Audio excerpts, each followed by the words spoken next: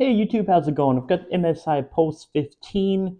It's got i7 13620H, 16 gigabytes DDR5 RAM, and a 140 watt full power RTX 4060.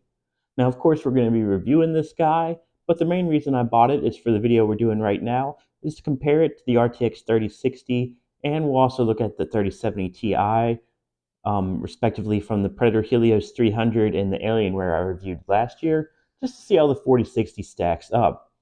And the processor in this, the 13620H, actually performs slightly below the 12700H from last gen, so it makes it about as perfect as you can for a comparison. Um, the Alienware and the Predator are going to have a slight advantage in that, especially the Predator that had the 3060, it can run it where it's a little bit of a higher tier laptop, can run a slightly higher total combined processor and graphics card total draw power. All right, so with that said, let's go ahead and take a look at these benchmarks. Starting off with 3D Mark, the 4060 got a graphics score of 10412. If we look at the results from the laptops we're comparing it to, that means the Pulse 15 should be 11% better than the Helios 300 with the 3060, and the Alienware with the 3070 Ti should be about 13% better than the Pulse 15. Let's see how true that holds, at least in the games we're going to benchmark. Starting off with Far Cry 6, surprisingly, considering its slight handicap when it comes to processor, the 4060 was 5 frames better than the 3070 Ti even, and 13 frames better than the 3060.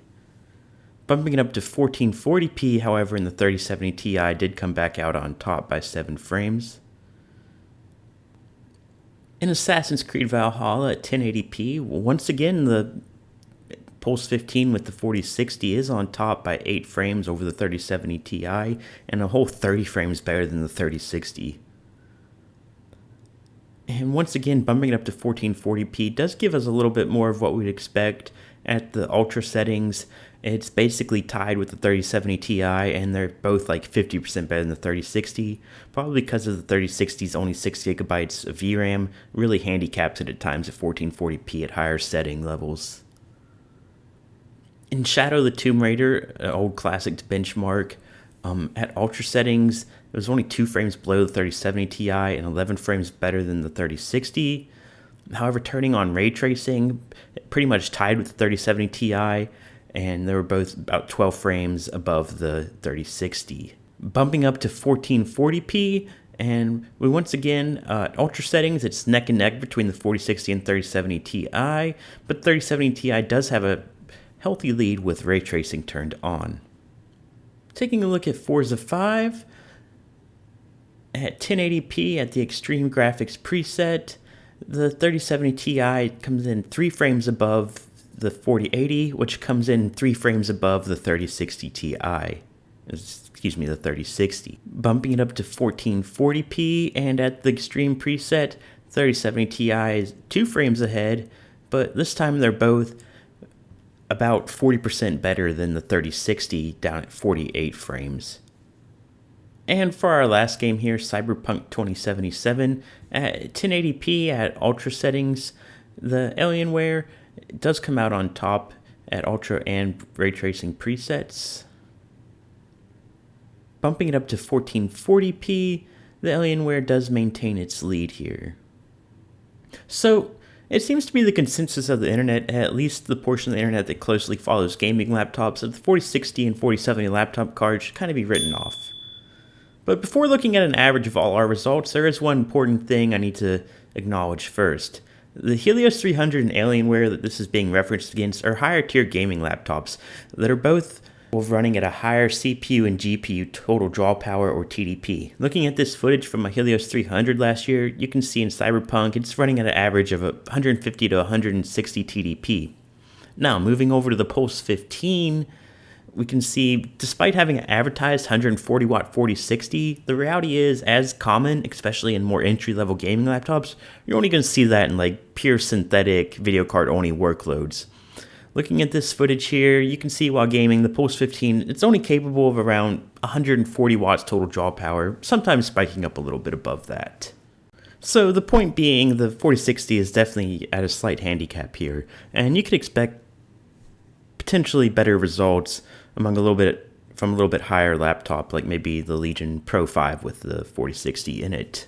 All right, so adding together all 14 different results and then dividing by 14 to get a number easier to work with, we get 65.6 average frames for the RTX 3060, 78.92 frames for the RTX 4060, and 82.7 frames for the 3070 Ti.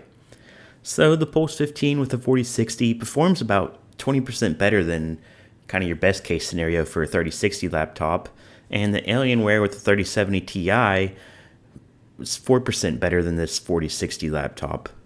Of course, a perfect test would have had more benchmarks, and I would have performed all the benchmarks at the same time on the most recent drivers and versions of the game, as that can sometimes affect the performance results. Some games get more optimized over time, the drivers for that game get better, but it gives us a good general sense. So I think we can confidently say the 4060 makes a solid generational jump in performance over the 3060, especially the biggest improvements are going to be coming at 1440p thanks to that extra 2 gigabytes of VRAM.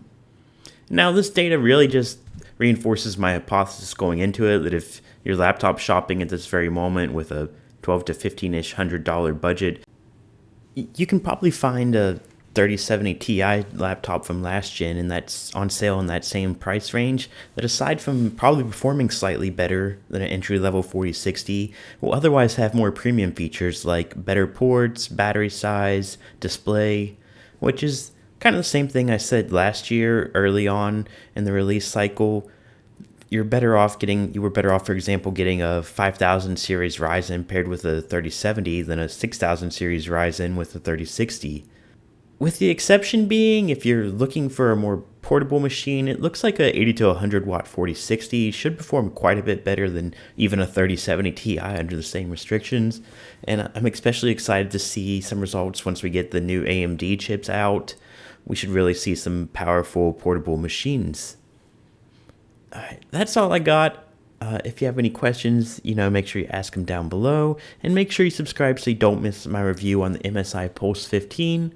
Thanks for watching.